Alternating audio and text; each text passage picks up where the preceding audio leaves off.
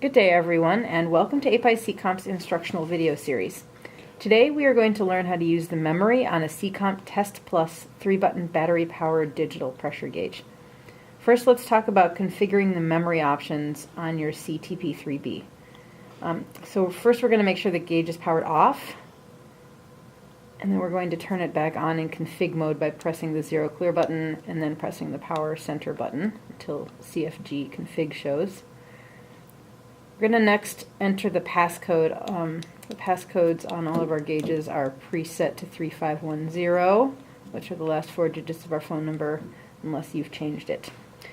Now, you're going to select user mode. The next config menu item here is memory. So, using either the up or the down buttons, we're going to scroll through the 3 storage options for memory, which are min-max, minimum maximum pressure readings, maximum pressure reading only, or minimum pressure reading only. For our purposes, we're going to choose min-max, and we'll select min-max by pressing the center button. This next configuration option is auto versus manual clear.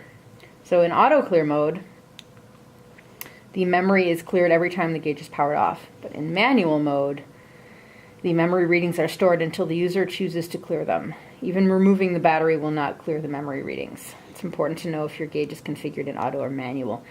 So I'm going to select manual clear.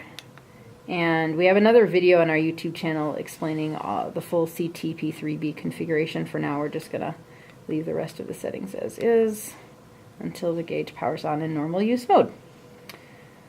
From the moment that it powers on in normal use mode, this gauge is continuously storing min and max pressure readings, and it will do so until I clear them because I've selected manual mode.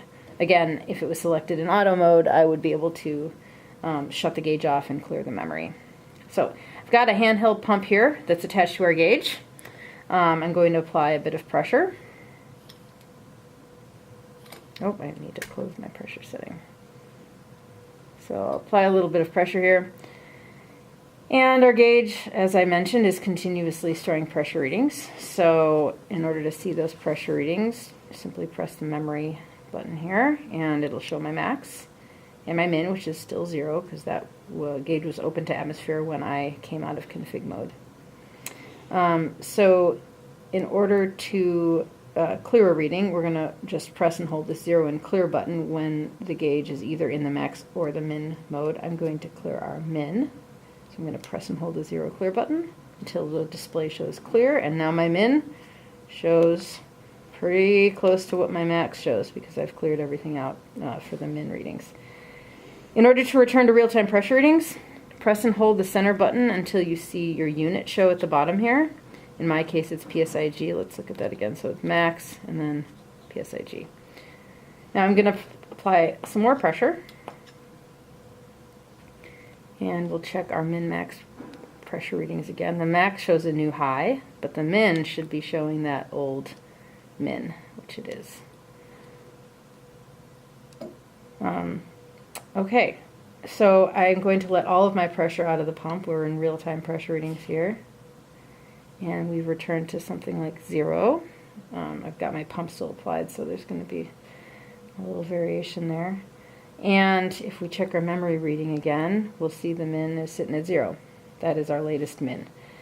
It's really important to understand that the min-max readings are taken continuously from the moment that the gauge is on.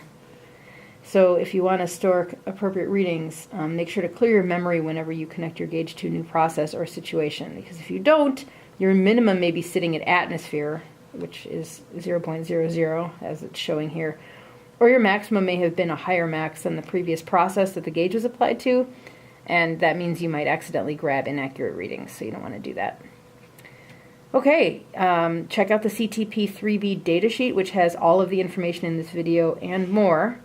It's available at cecomp.com. We hope this video is helpful for you. For help, please give us a call at 800-942-0315. On behalf of the Cecomp team, thank you for listening in today, and look for more videos on our YouTube channel.